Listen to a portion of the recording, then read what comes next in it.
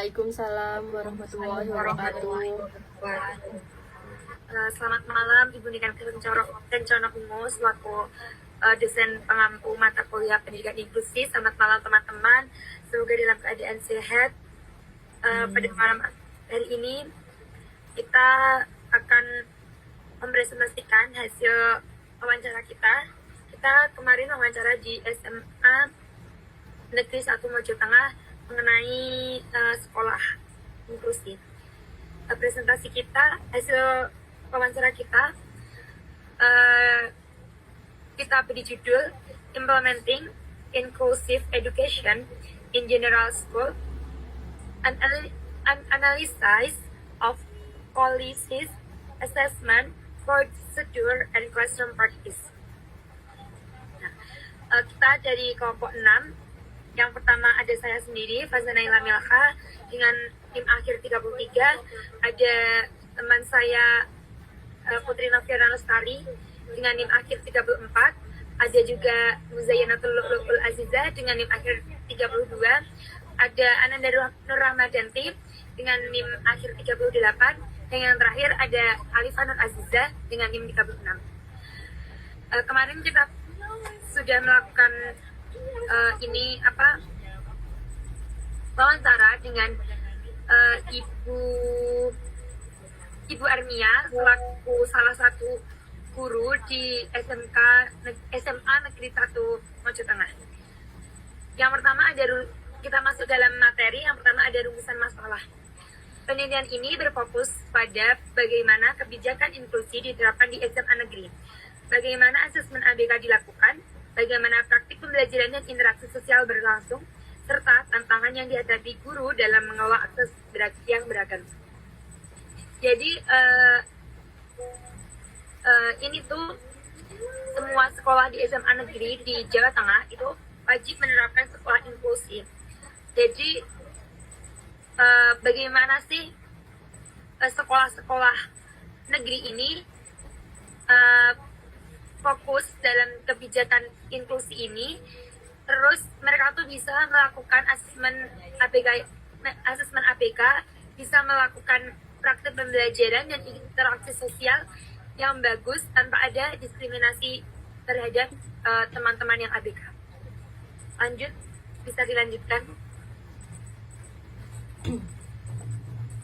Baik, selanjutnya ada tujuan penelitian.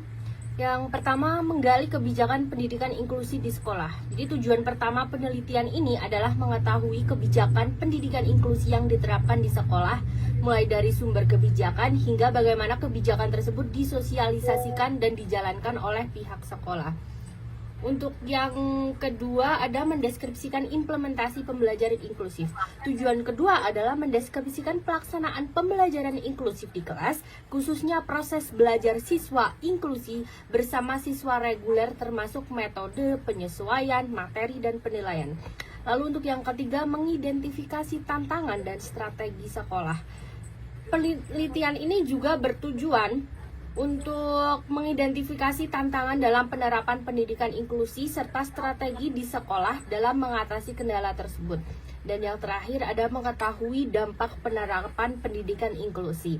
Untuk tujuan terakhir, mengetahui dampak penerapan pendidikan inklusi bagi siswa, guru, dan lingkungan sekolah, terutama dalam menciptakan sikap toleransi dan lingkungan belajar yang inklusif.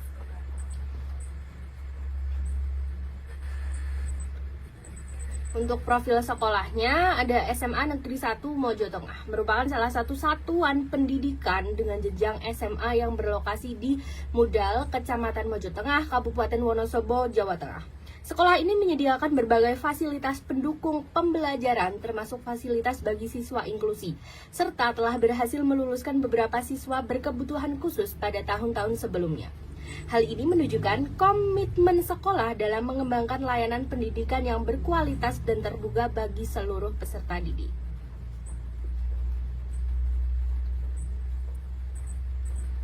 Dan untuk pada tahun pembelajaran ini, SMA Negeri 1 Mojo Tengah memiliki total 1031 siswa yang terdiri atas 1028 siswa reguler dan 3 peserta didik berkebutuhan khusus.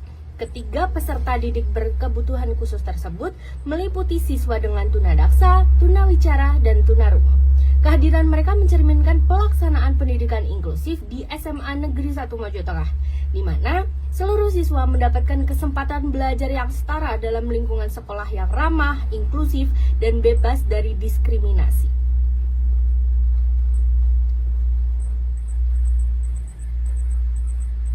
Oke, selanjutnya ada metode penelitian. Metode penelitian pada presentasi kali ini menggunakan pendekatan kualitatif deskriptif melalui wawancara mendalam, observasi kelas, dan dokumentasi. Narasumber berupa guru mapel bahasa Jawa yang sudah beberapa kali menangani siswa inklusi. Data dianalisis dengan teknik coding dan model analisis Miles and Hurburn.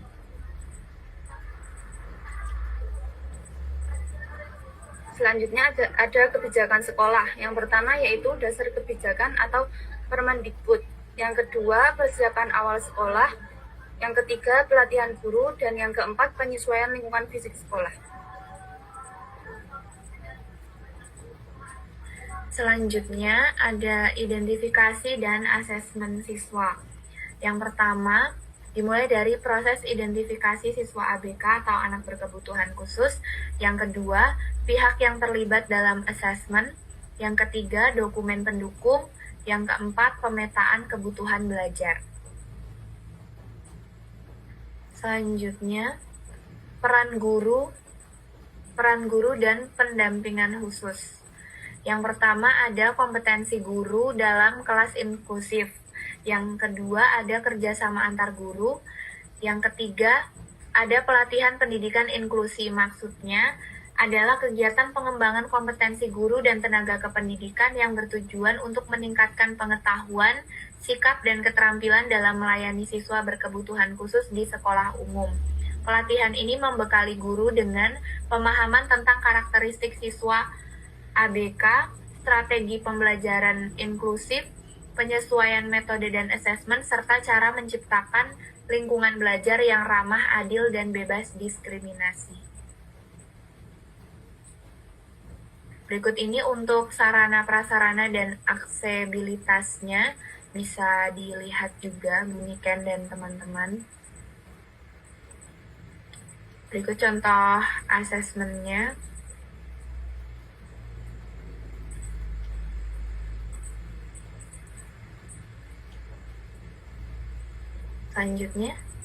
Selanjutnya kita ke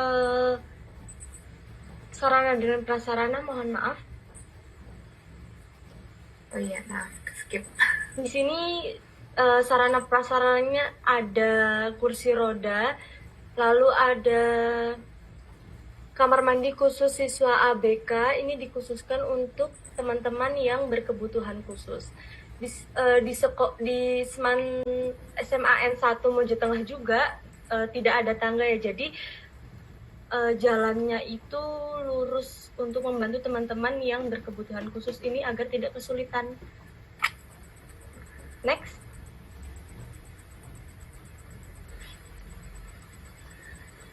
Selanjutnya ada asesmen.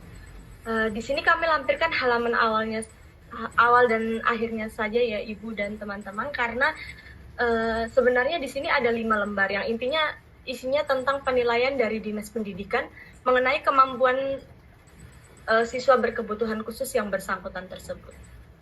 Nah, bisa next. Nah, seperti ini sudah dilampirkan tentang asesmen siswa ABK-nya. Next, Kak.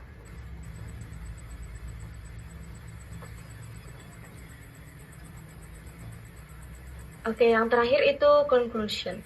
Di sini berdasarkan hasil pembahasan dapat disimpulkan bahwa pelaksanaan pendidikan inklusi di SMA N1 Mojo Tengah telah berjalan dengan baik. Dukungan dari pihak sekolah, guru, dan siswa menjadi faktor penting dalam keberhasilan penerapan pendidikan inklusi. Melalui kerjasama tersebut, SMA N1 Mojo Tengah mampu menciptakan lingkungan belajar yang ramah, setara, dan menghargai keberagaman bagi seluruh peserta didik.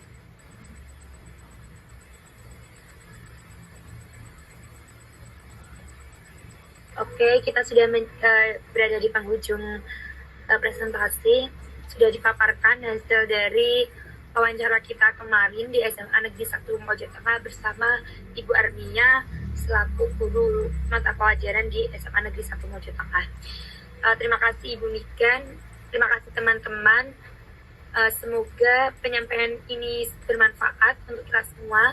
Kita bisa menghargai teman-teman yang ABK, kita juga bisa besok ketika kita menjadi guru, kita juga bisa memfasilitasi teman-teman ABK untuk belajar normal seperti teman-teman yang normal.